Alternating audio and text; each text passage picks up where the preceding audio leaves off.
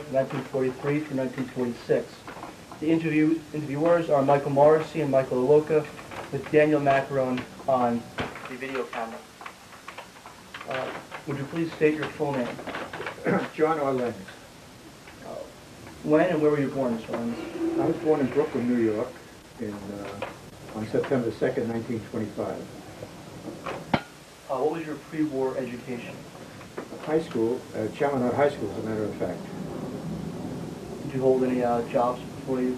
Odd jobs, delivering paper. Of course, the world was different in those days.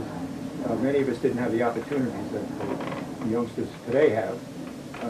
But it was just odd jobs in the neighborhood. And so I played a lot of baseball in those days, a lot of semi-pro baseball.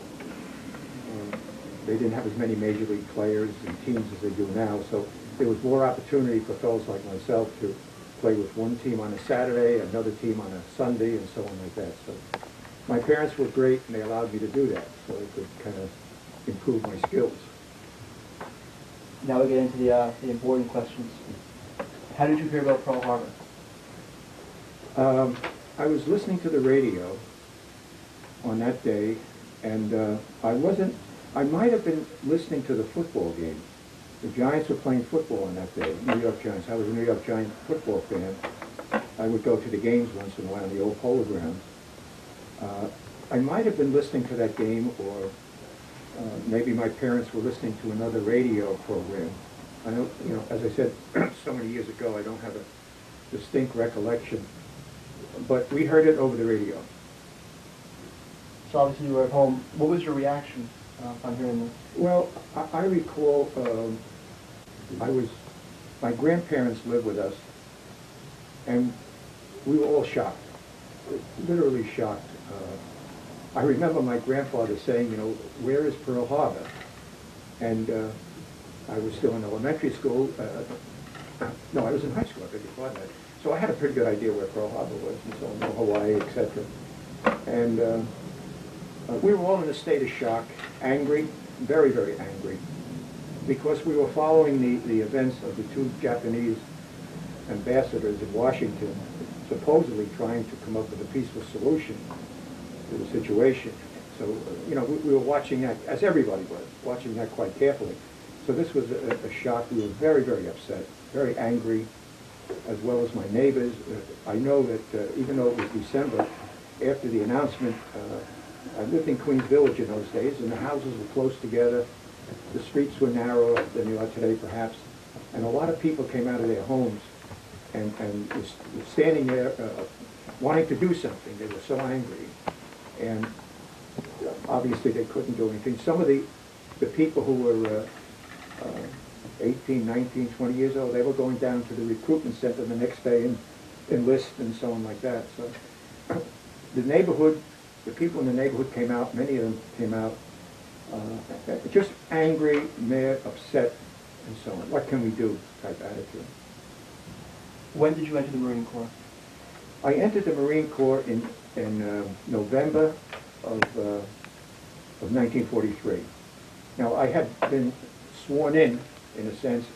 Again, it's a number of years ago, but I was in the Marine Corps around September, but I wasn't called until November. It wasn't a question in those days, in 1943 versus 1941, where in 1941 you could go down and enlist and almost be called within a week or two, perhaps 10 days.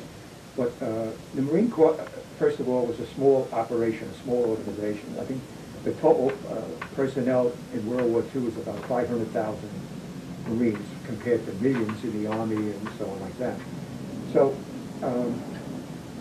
I enlisted, my papers were in and so on, but I was waiting to be called and anxiously waiting. You couldn't do anything, couldn't get a job really, so you just kind of hung out and took care of things around the house and so on like that. What made you pick the Marine Corps?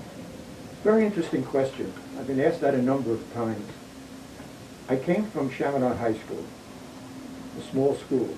When I was here, maybe there were only 490 in the entire school, believe it or not. And of course the school was much smaller. The additions that have been put on, of course, enlarged it. So Chaminade was a small school that prepared people well. People knew each other. Freshmen knew juniors, and sophomores knew seniors, and so on like that. And I wanted to go into that type of an operation, of a facility. And in a sense, the Marine Corps was an extension of Chaminade for me. The discipline that I absorbed and was exposed to at Chaminade continued in the Marine Corps. And it was very easy for me. The adjustment was quite easy. Not as, there were some people in Marines, fellow Marines in boot camp, that the adjustment was a little harder.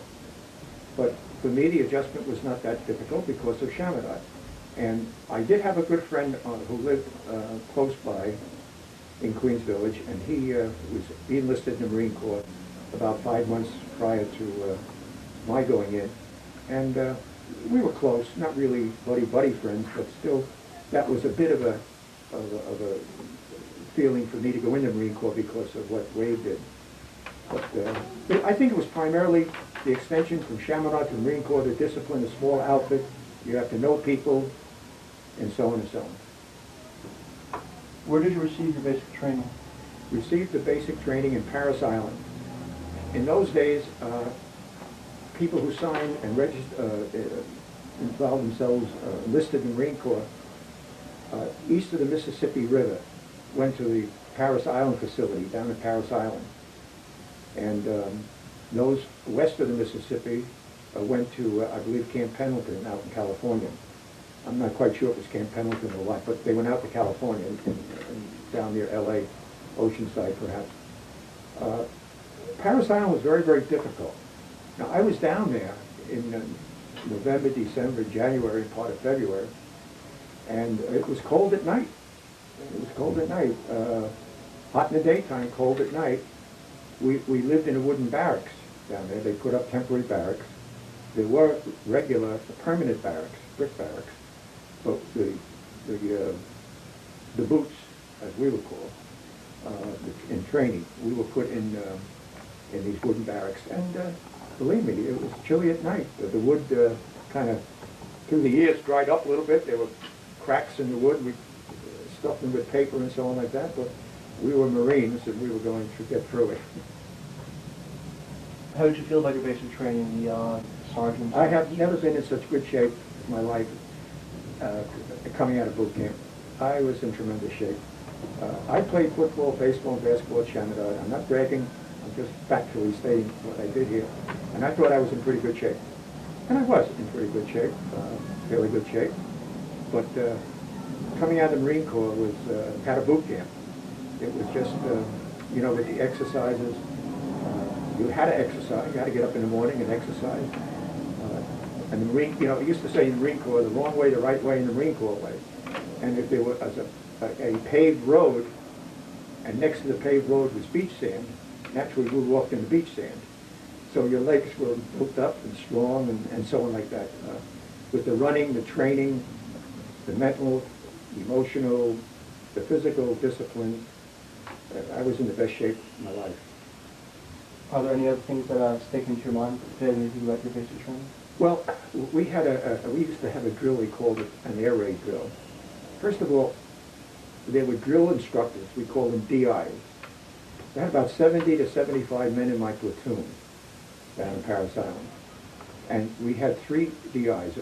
One was a sergeant and 2 corporals. They were like assistant drill instructors. And the 2 assistant drill instructors were tough as nails. They were both Southern boys who, I don't want to say had a disliking for Northern boys, but they made it tough on us, which in the long run, it probably helped us, believe me. But we had a drill we called the air raid drill. We had metal bunks in the bunkhouse, and one on top of the other. And we had to crawl on our hands and knees with our rifles on,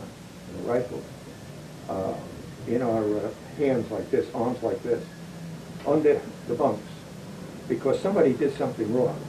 We didn't get out or muster in the morning fast enough. We dragged when it was over. We didn't get out of there fast enough. Whatever happened, I don't recall, but 2 or 3 times we did the air raid drill. And it was tough on the knees and the elbows on the wooden floor. No carpeting, wooden floor. But and also, I remember very vividly bonding with a group of men that we never met before, never saw each other before, and then you help each other. That's one of the things that impressed me about the Marine Corps, all the way through my experience in the Marine Corps. And again, it goes back to the Chaminade experience. People helped each other. You didn't leave a Marine someplace where he shouldn't be, whether it was on Liberty or whether it was some other place. And we bonded, we took care of each other, we helped each other. Those of us who were perhaps better ready to handle a situation helped others get along. We had to study what we call special orders and general orders.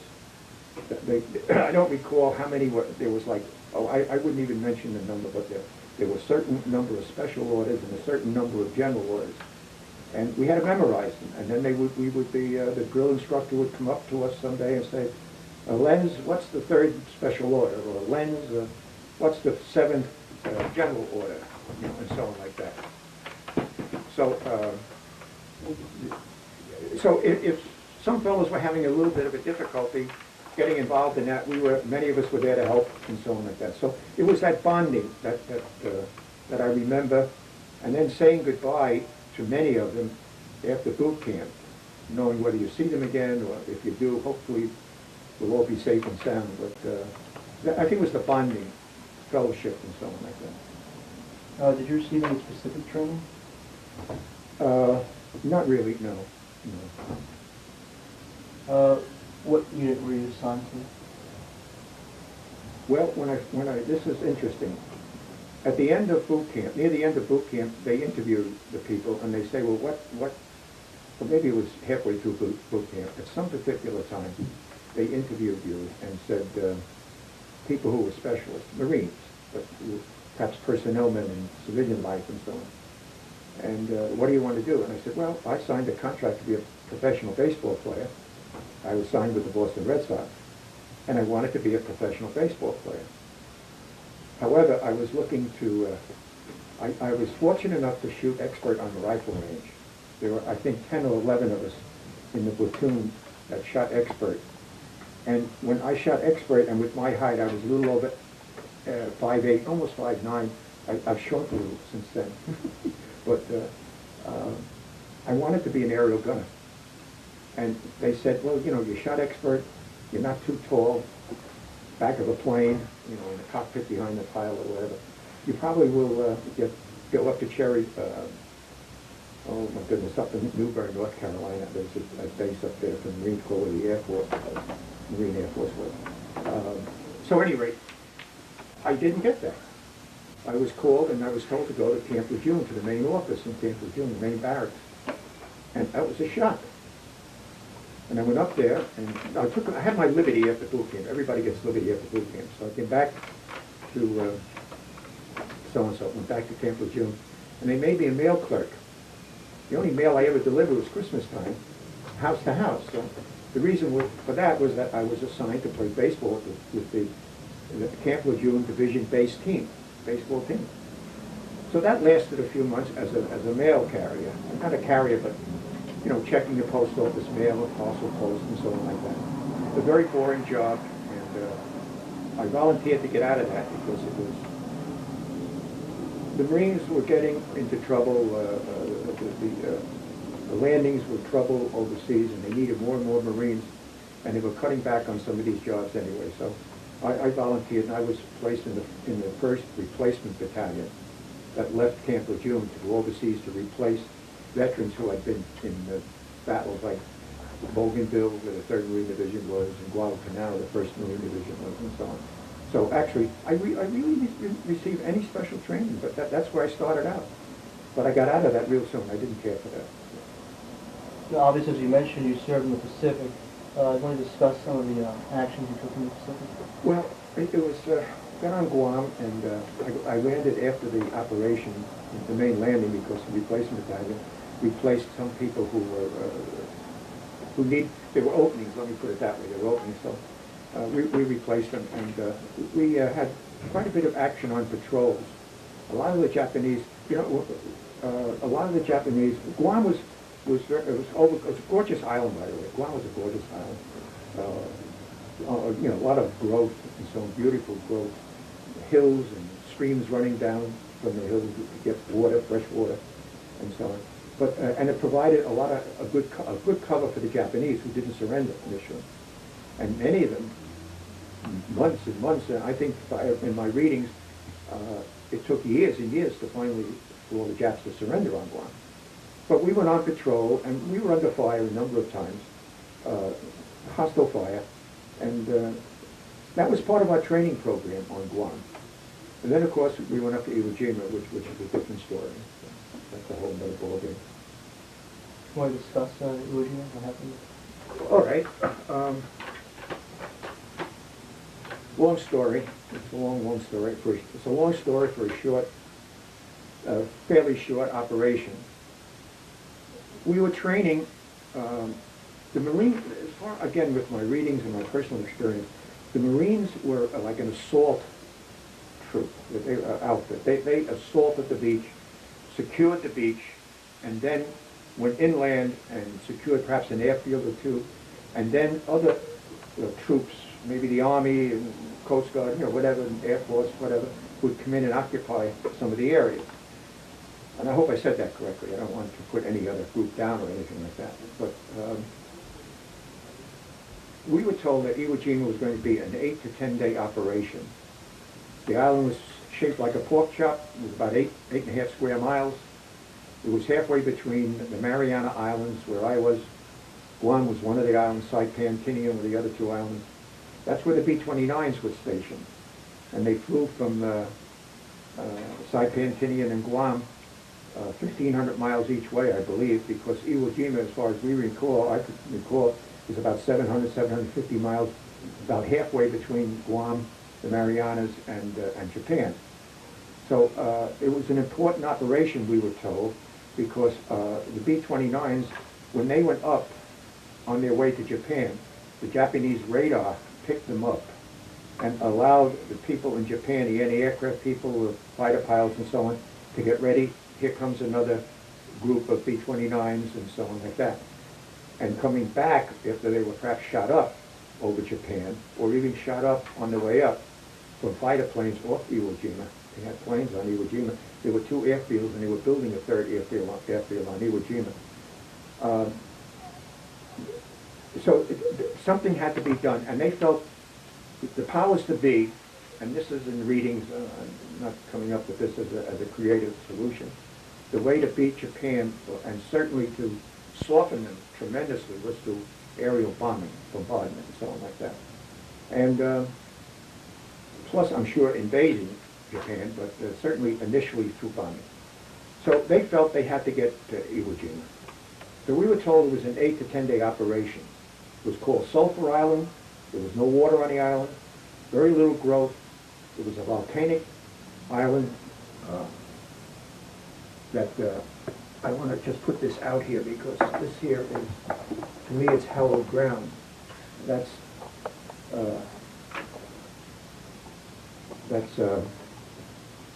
sand.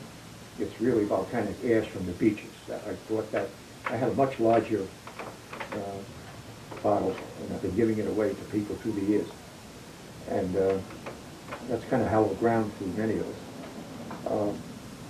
But anyway, it was going to be a tough landing because of the terraces and so on and so on.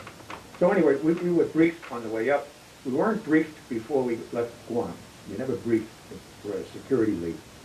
So at least the grunt soldiers were never briefed.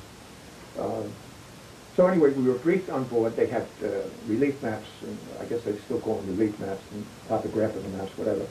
And we were up there, and we were told and told and told what to do and so on like that.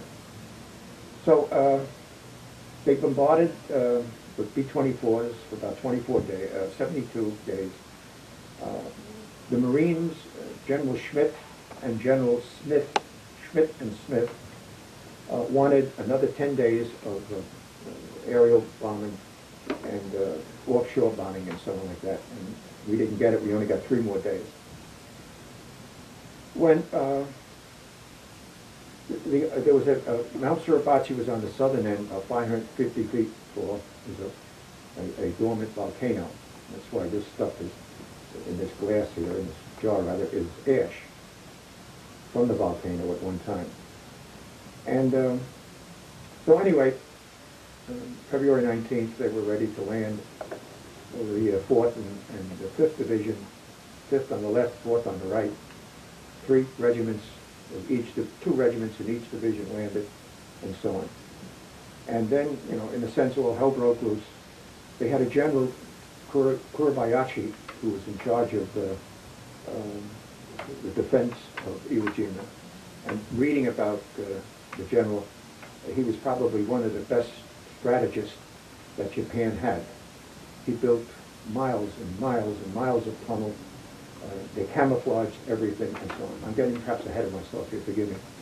Anyway, the first group went in and they landed. Now, I was in the 21st and we were put into boats. It was a gorgeous day the first day. The sun was out, chilly. The middle of February, coming from Guam where the temperature was 88, 90 and so on like that. It was quite chilly on the water, breezy and so on like that. So we were in the boats about 4 hours, 5 hours. Unfortunately, there were a number of Marines who were sick, seasick.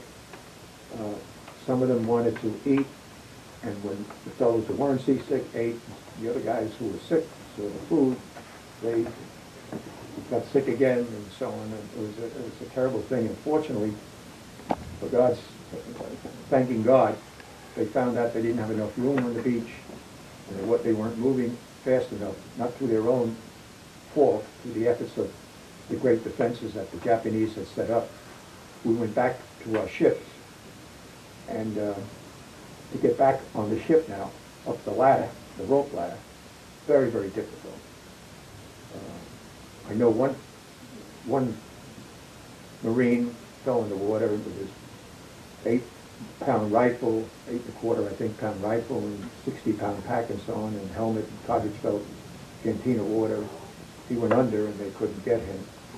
Now, I've read that others experienced the same unfortunate fate. But anyway, most of us got back up on board ship and so on like that.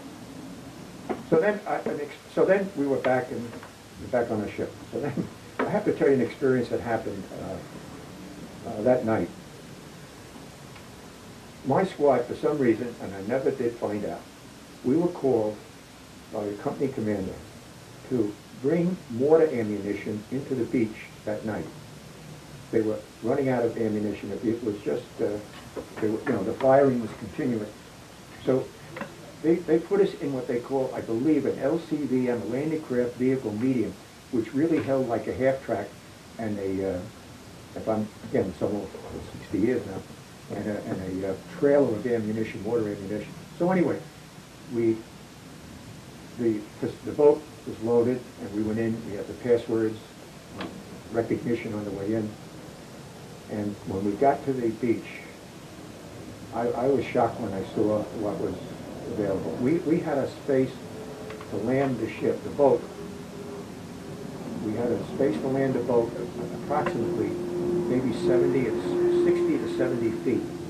On either side of that was wrecked tanks, wrecked half-tracks, wrecked Amtrak vehicles, and so on like that. It was amazing. The Iwo Jima was like a ball. Not like Jones Beach, where you could walk out maybe 30, 40, 50, 60 feet, depending on the tide. Iwo Jima, you took 3 steps in the water and you went right down. So it was a problem of holding the landing craft on, since there was no land or bottom to go to. There was a group of Marines that were holding the landing craft on shore. There was cables from the back of the ship in. And the motors, the 2 screws were going. There were 2, what they call screws, propellers. And there was a little area on top of the thing in the back. The motors were underneath this cabin. And the coxswain who ran the ship, the boat, I was always told, a boat goes on the ship. So this was a boat that did go on the ship. So. At any rate, we unloaded the ammunition, and we had Marine help on shore to help us. And the waves were cascading over the ship, over the ship, over the ship, of the boat. And pretty soon, the coxswain got washed overboard. So I jumped in after him, and I started swimming to him, and they picked him up for the air track. They didn't know I was in the water, so they didn't pick me up. So I came in and grabbed one of these cables, and it was like a pulley, and I grabbed with both hands, and the waves hit me and pulled me into shore like a pulley. The only problem was the cable was metal, and it burned my hands with the salt water. It burned quite a bit, but there was still one good thing out of it: it disinfected my wounds because of the salt, the water, and so on. So anyway, I got up, soaking wet, and I took 2 steps out, and I went down right up to my chin again, because that's how I know it was round. It was, you couldn't walk out. So anyway, we get back on the boat. Make a long story short, the coxswain backs off from the shore.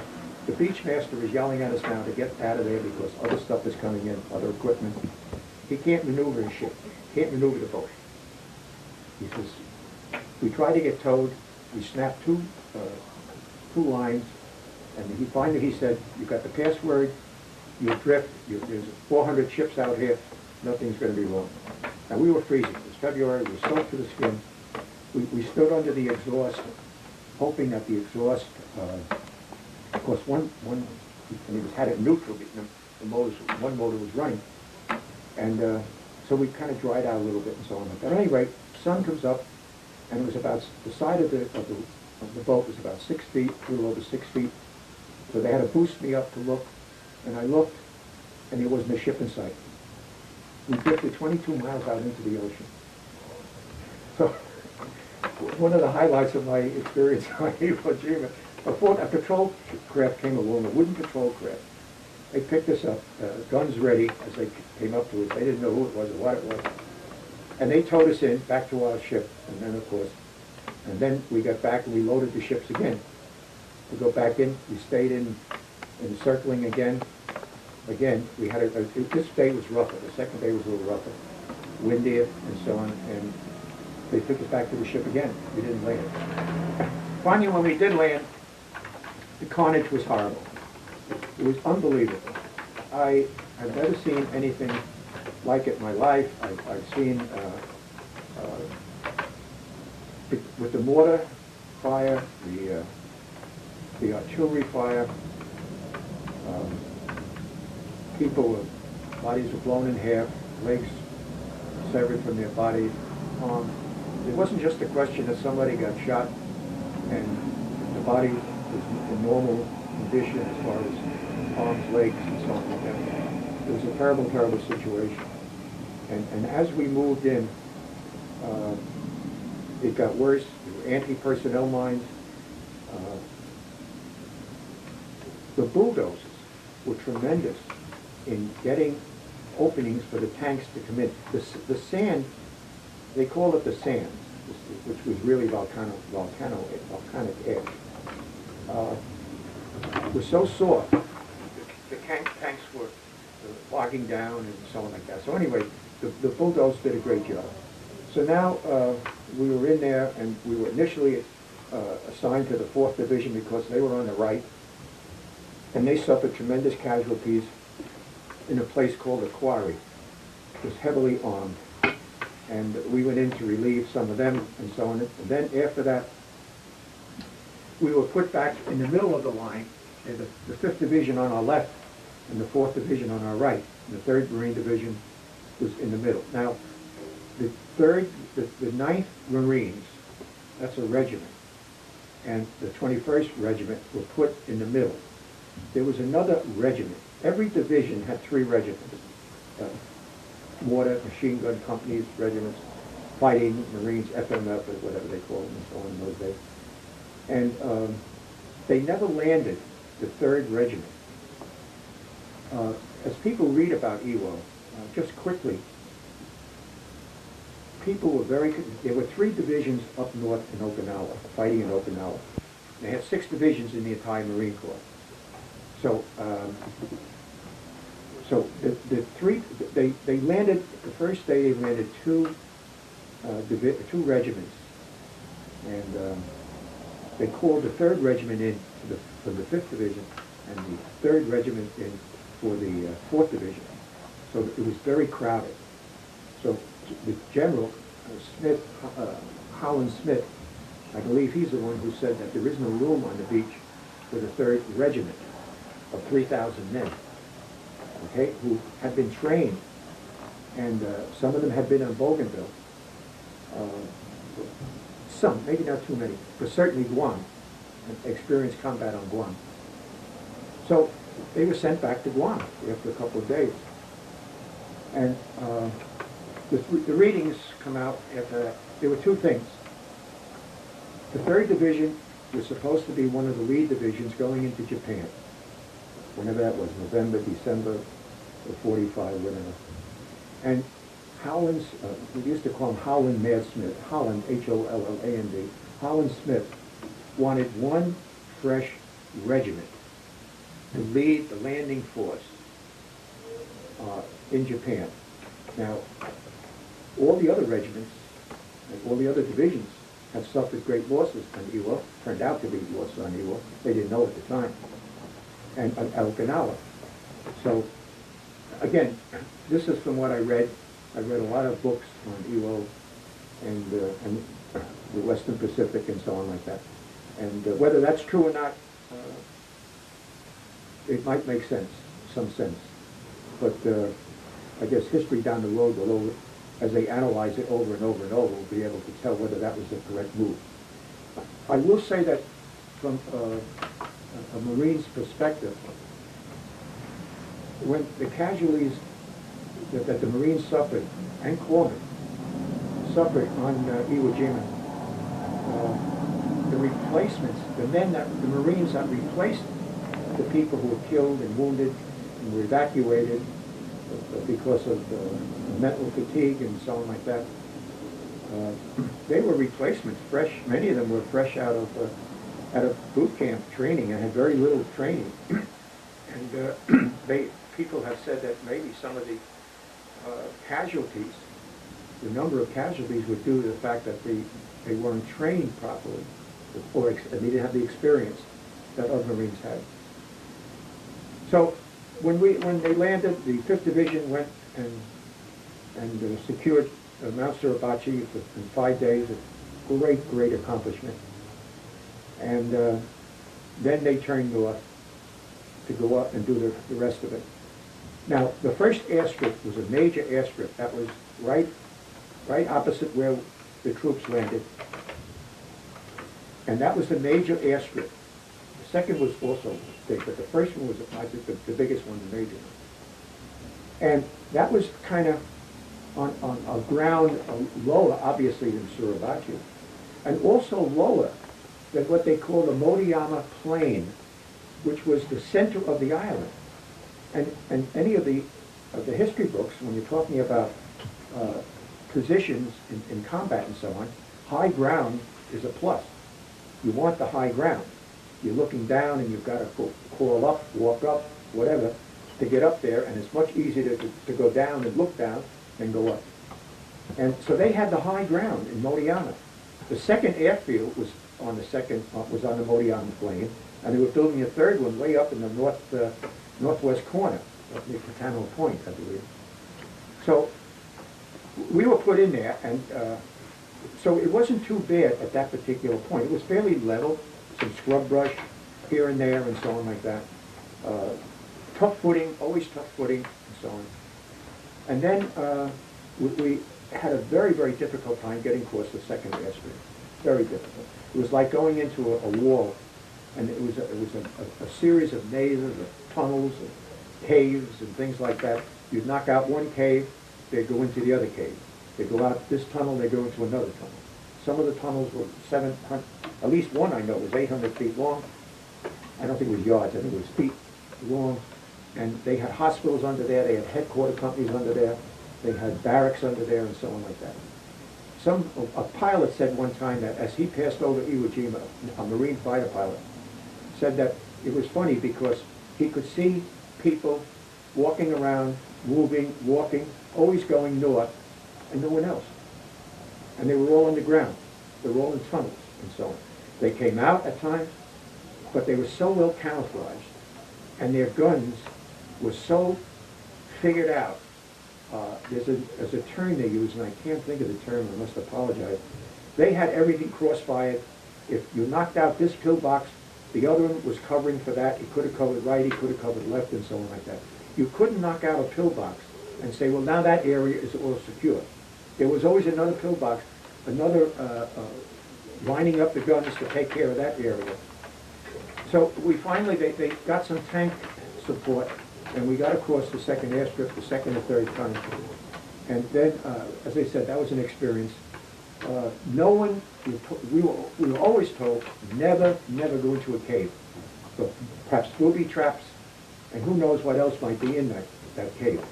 Unfortunately, a few Marines here and there did go into, they wanted a souvenir perhaps and see what it was, and they suffered horrible death, torture and so on like that.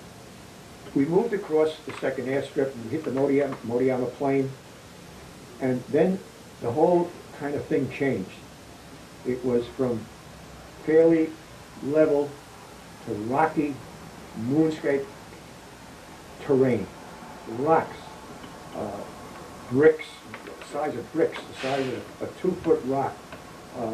It was the rocks, as we went up and we got into the sulfur, where the sulfur mines were, the rocks were so hot, you could feel them through your shoes. And Marines had great equipment, great shoes. They used to call them boondockers.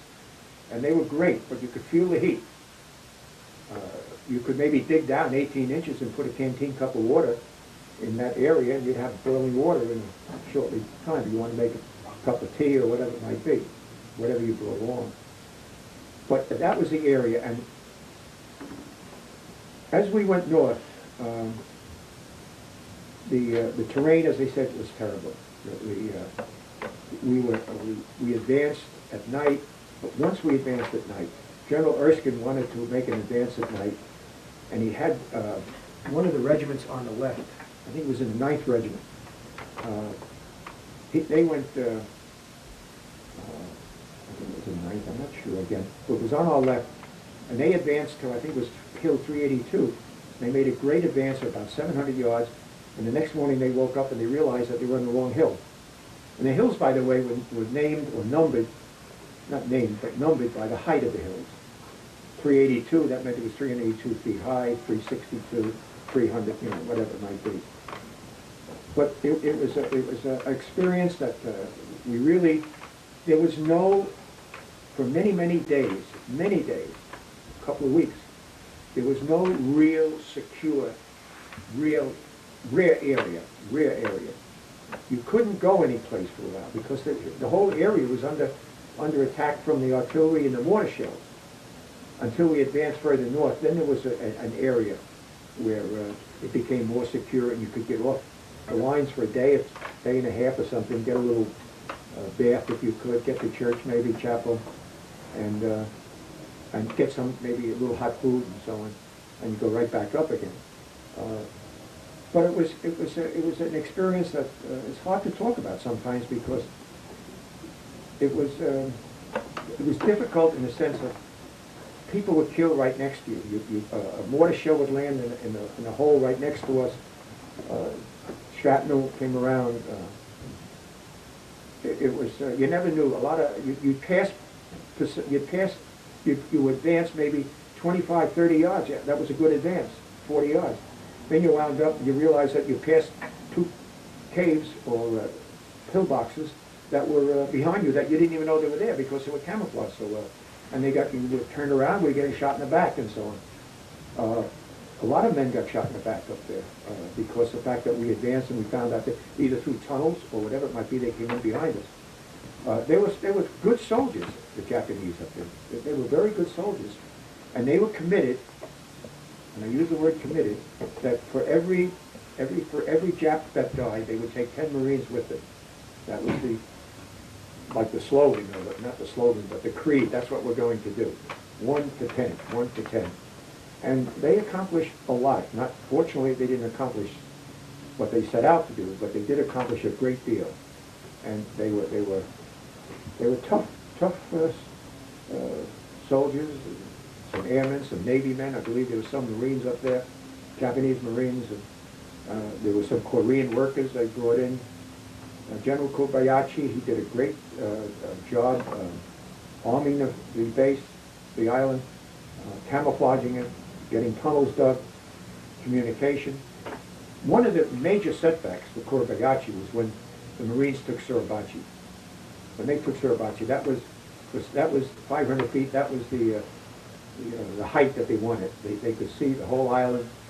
It was only 5 miles up, so they could see what they wanted to see and so on like that.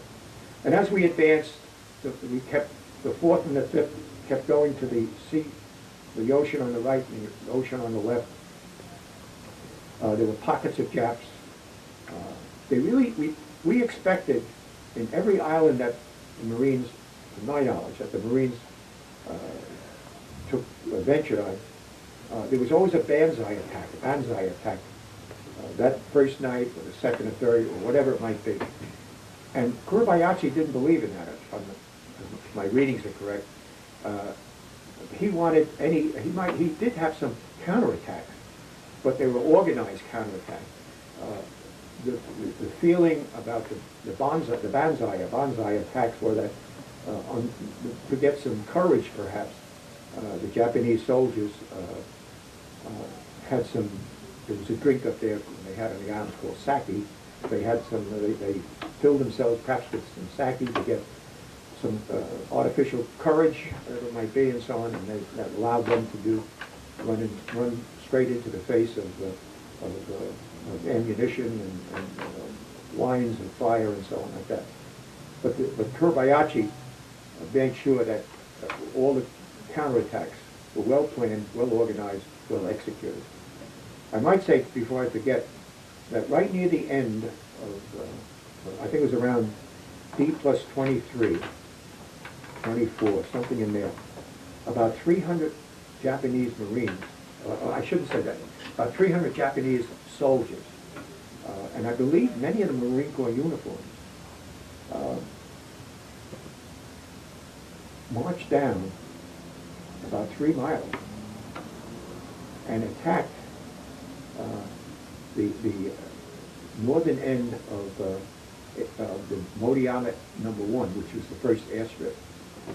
And they killed a number of air pilots and Seabees and some other people. I know the 4th Division sent up some men to help quell it. There were 300 Marines killed, 300 Japanese killed, they found out the next day. And so now here it was right to the end. It was a day or two before the island was secured. And here they came down 300 strong.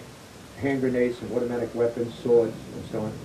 And I might say, by the way, that once the island was secured, I beg your pardon, when the part of the island that was secured that had the first airstrip, a B-29 landed on there, which made us all happy in a way because that's what we were fighting.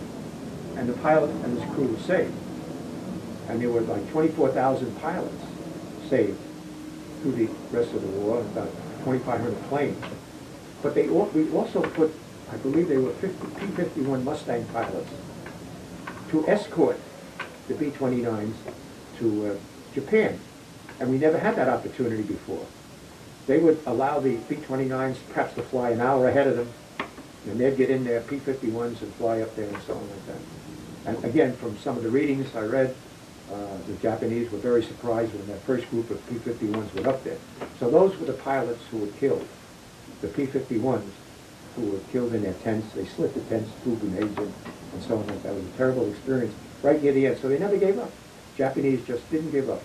They only had a couple of hundred prisoners, I believe, that wanted to surrender. We tried to get them to surrender. We always had interpreters to translate to the Japanese and so on. But anyway, we went up the middle, 5th on the left, 4th on the right. The 3rd Marine Division reached the coast sent, and one of the colonels or the captains sent back a canteen of water to General Schmidt, who was in charge of the 5th Amphibious Corps, and he said for inspection, not consumption, which meant that he had salt water in the container, and now the island was officially divided in two.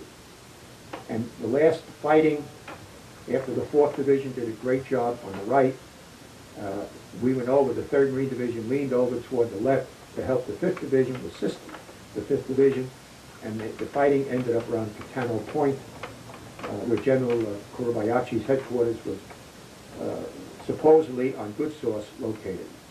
So, was it tough? Yes. It was tough eating. We couldn't bathe. Water was very precious up there. My rifle, I love my rifle, my M1 rifle, semi-automatic rifle. I know somebody asked me one time, was the Japanese equipment good? Japanese equipment was very good, but they had what they called a single bolt rifle. And I believe there were only 4 or 5 bullets on a clip, shells on a clip. And every time they fired one round, they had to push the bolt back. The clip, the empty shell would be ejected, push it forward, and the next round would go into the chamber. With the M1, we had a clip that carried 8 rounds, and it was semi-automatic. You could go bang, bang, bang, bang, bang, bang, bang, which increased our firepower tremendously. Our equipment was good, our clothes were good, our shoes were good. I have no complaints really about the Marine Corps. Might sound funny to some people, but they treated us well, and it was mostly young people in the Marine Corps, not too many older people, because there were very few draftees in the Marine Corps. And most of them were volunteers. But anyway, getting back, I have to apologize, I'm roaming off of my mind at this age and so on like that.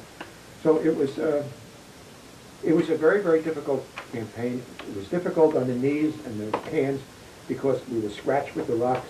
We bled a little here, bled a little there. The terrain was just absolutely terrible, absolutely horrendous. It was just difficult to imagine unless you were there.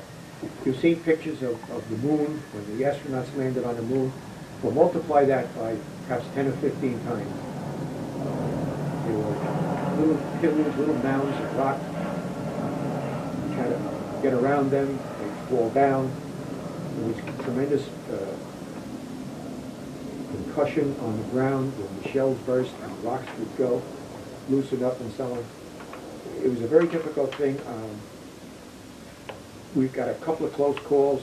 One night we advanced a little bit too far, or not one night, but one day we advanced a little bit further than we should have, and we had to fight our way back and we could get help. It was just a constant 24 hours a day, 7 days a week, almost to the end. There were very few times to relax, very few times to get a break. We did get breaks, we did have a chance to relax, but there were very few times. And I must say that too, that Marines took care of Marines. When there was a wounded Marine out there, every effort was made to bring that Marine back to our lines, even the dead Marines. Now I know sometimes we missed because of, that's how the Japs were desperate for water, and they went out at night trying to get water from some of the Marines who had passed away, were killed, and we couldn't get them back. I shouldn't say we, but the Marines couldn't get the other Marines back. And so they did get water. That's probably how they got some of the uniforms they used to march down with. But it was a horrible experience, something I'll never forget. In my lifetime, nothing has happened in my lifetime since then that can compare or match my 36, 40 days, whatever it was on Iwo Jima. How did you find out of the VJ day? We were on Guam, and we were training. Our training program on Guam was like from, I think 7 in the morning to 12 or 12:30 in the afternoon, due to the heat. And then we had the afternoons off. We played baseball and wrote letters, did wash, visited friends and so on like that. And we were playing baseball down on a field near where we were billeted, and one Marine came running down, and he said, the Japs surrendered, the Japs surrendered. And we all stopped playing ball, and we looked, and then each company area had a PA system, where if they wanted to find Corporal Lenz to report to headquarters, they announce it over the audio system. And then they announced it over the audio system, and wow, everybody, the heck with the baseball, put the gloves down, put the bats down, and we went back and had a couple of beers. We were always rationed with beers. You couldn't go in. The officers had the opportunity for officers' clubs, which I understood that. That was a little bit of a class situation, but you accept that.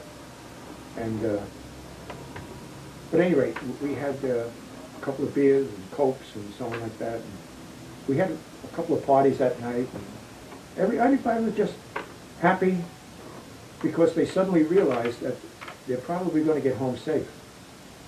And that was a big thing. Mm-hmm. That's how we heard about it. How did your military experience change or influence your life? How did it change or influence my life? Well, that's a tough question. Let me see now. Again, I have to go back to Chaminade, only because Chaminade was a disciplined situation, and the Marine Corps was a disciplined situation. I came out of the Marine Corps, perhaps I can answer it this way. I came out of the Marine Corps ready to handle almost anything. I felt strong enough emotionally and mentally and physically that I could handle a situation. I came out at, 21 or whatever it was, 22. Again, you apologize for so many years, but I would say 21 going on 30, because I was ready to, we lost a couple of years and so on like that. Now we had to make up for it. Let's get started. The GI Bill of Rights was available.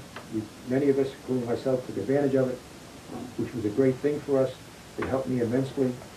I met a young lady, and so on like that, and it gave me a desire to move ahead, to get out of where I am, to move ahead and to get on with my life. I hope that answers your question. If you want to pursue that further, I'll try. If that's all right. I think that answers the question, sir. Thank you for your time, your candor, your honesty with us. Well, I appreciate the opportunity. Perhaps if I could just say something in closing. The toughest day for most of the Marines was when we left the island and we visited cemeteries. And you walk through the cemeteries and you found names of people that you knew. It was very difficult. And the hard-boiled Marines, who were tough as nails, experienced emotional difficulties. My best friend in the Marine Corps, my best friend, was killed on Iwo Jima. Not my best friend in life, but my best friend in the Marine Corps. And he was killed. He stepped on a landmine, anti-personnel mine, and so on. And so it was a tough time for us. I just wish that I don't want to go through that again. That was one of the most difficult times, I would say, that we went through that. I think I answer one last question. Yes. How did you feel about the use of the atomic bomb? Well, maybe I can perhaps I can answer the question this way. Many of us thought that we would be killed in the invasion of Japan. No two ways about it. We were told that we would have to be prepared to fight everybody. Women, children, old men, old women, soldiers, Marines that were up in Japan. There were a lot of soldiers still stationed in Japan. Air people, whatever it might be. And I